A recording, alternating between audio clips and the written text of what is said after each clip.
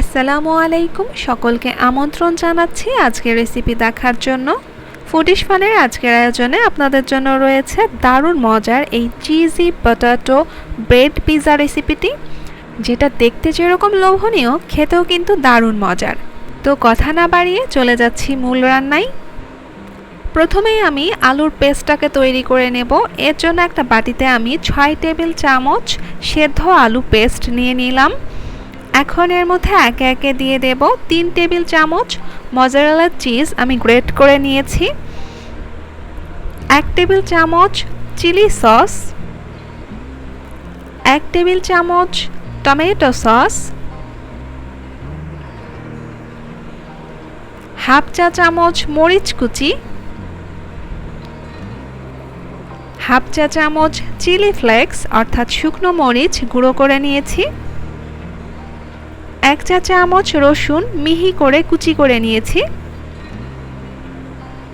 1/4 চা চামচ white paper অর্থাৎ সাদা গোলমরিচ গুঁড়া, 1 চা চামচ অরিগ্যানো, তবে অরিগ্যানো যদি না থাকে তাহলে এটা স্কিপ করতে পারেন, আর দিয়ে দেব স্বাদ মতো লবণ। এখন এগুলোকে খুব ভালো মতো একটা চামচ দিয়ে একসাথে মিক্স করে নেব। খুব ভালো মতো সেদ্ধ আলুর পেস্টের সাথে বাকি উপকরণগুলোকে ঠিক এইভাবে মিশিয়ে নিতে হবে। আলুর এই পেস্টটা ভালো মতো মেশানো হয়ে গেলে তারপর চলে যাব রান্নার পরবর্তী ধাপে। একটি পাউরুটি স্লাইস নিয়ে নিলাম। এখন এর ওপরে রেডি করে রাখা আলুর পেস্টটা দিয়ে ঠিক এইভাবে চারি সাইডে খুব ভালো মতো ছড়িয়ে নিলাম। ভালো মতো আলুর পেস্ট লাগিয়ে নেওয়া হয়ে গেলে তারপর একটা ছুরির সাহায্যে ঠিক এইভাবে আমি এই পাউরুটি স্লাইসটাকে কেটে নিব। আর আমি ঠিক কিভাবে এই কাজটা করছি সেটা আপনাদেরকে দেখে বুঝে নিতে হবে। এখন কেটে নেওয়া একটি অংশ এরকম করে একটু ভাঁজ করে নিয়ে আরেকটি অংশ এর ওপরে বসিয়ে দিলাম। ঠিক একইভাবে আরেকটি অংশ এর ওপরে বসিয়ে দিয়ে শেষের অংশটাকে প্রথম অংশের মাঝে এরকম করে রাখতে হবে।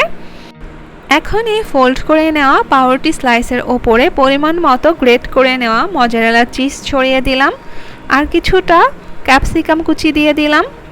আপনারা আপনাদের পরিমাণ মতো কম বেশি করে চিজ ব্যবহার করতে পারেন, বেশি পছন্দ করলে বেশি পরিমাণে ব্যবহার করবেন।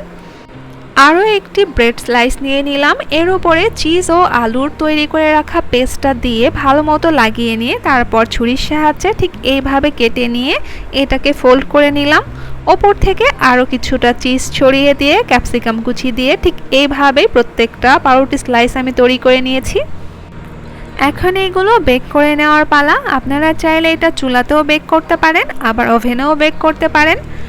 আমি চুলায় একটা ননস্টিক প্যান বসিয়ে দিয়েছি। এটা এখন হালকা গরম আছে। কিছুটা তেল ব্রাশ করে নিয়ে এর মাঝখানে পাউরুটি স্লাইস দিয়ে দিলাম।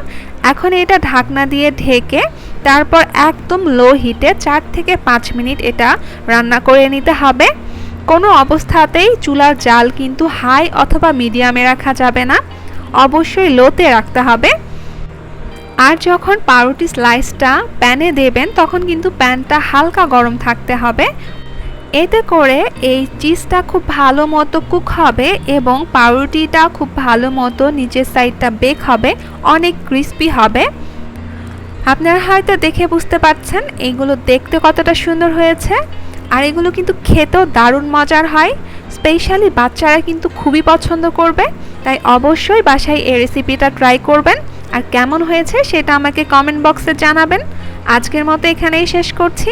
সকলে অনেক ভালো থাকবেন। আল্লাহ হাফেজ।